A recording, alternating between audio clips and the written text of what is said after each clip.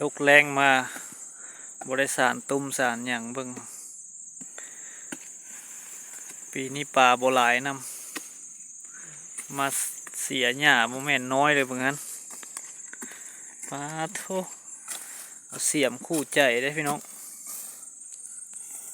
เบิ่งหญ้าก็ได้หญ้าพันหญ้าพันหนาปึ๊ดเลยจนบ่เห็นมันต้นจักโกเหรอโอ้โธ่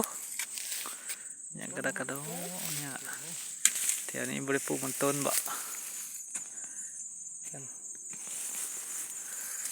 มันแม่นน้อยเลยเสียเมืองกองหญ้าเพิ่น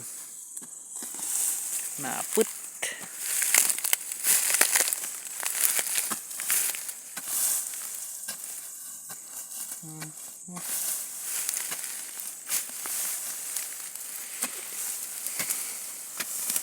เป็นได้คือแหละยากอยู่บ่มันยากเลยบ่ยากถ้าค่อยนี่ก็เอาเลยกอกหญ้าหันก็ได้ไต้ไฟอยู่ติฮะงูไต้ไฟครับไว้เลยเด้อ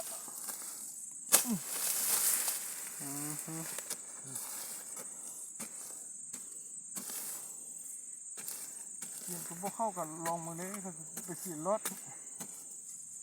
เดี๋ยวผมเข้าดวงนึงกับฟ้า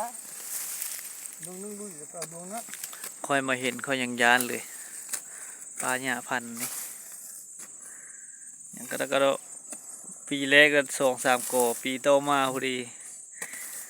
เต็มให้เลยว้า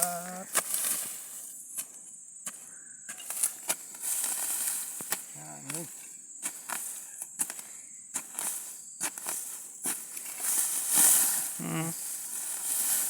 ี่โตหมดแล้ว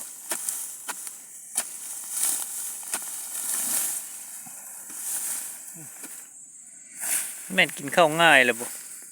กินแล้วก็มันนอนนิดหน่อยนึงยา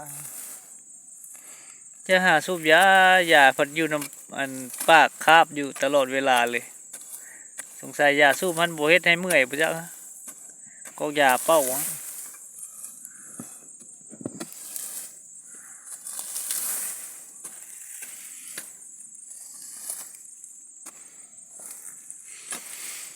เบิ่งเนาะว้าโธ่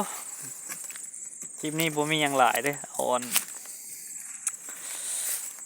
เอาความมั่นมาฝากพี่น้องให้พี่น้องเบิ่งเอาพี่น้องเบิ่งหญ้าพันธุ์นี่แหละเบิ่งระบายฟ้าโธ่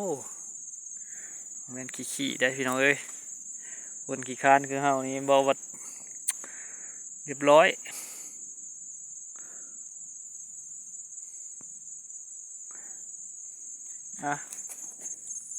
ซ้ำนี้เนาะพี่น้องเนาะเอาความมั่นมาให้พี่น้องเบิ่งคันผู้ใดคิดท้อกับชีวิตนะเบิ่งคลิปนี้แล้วก็สู้ต่อได้พี่น้องเด้อเบิ่งจนแล้วระบายโมเมนต์น้อยได้นี่4 ไร่ตอนนี้เราเสียใกล้สิแล้วเลยนี่นะโธ่คลิปนี้กับผมมีอย่างไรซ้ำนี้เนาะขอบใจติดตามรับชมพี่น้องทางพุ่นมาสวนคนมันทางพุ่นตึงนะป้า6 โซอีกคน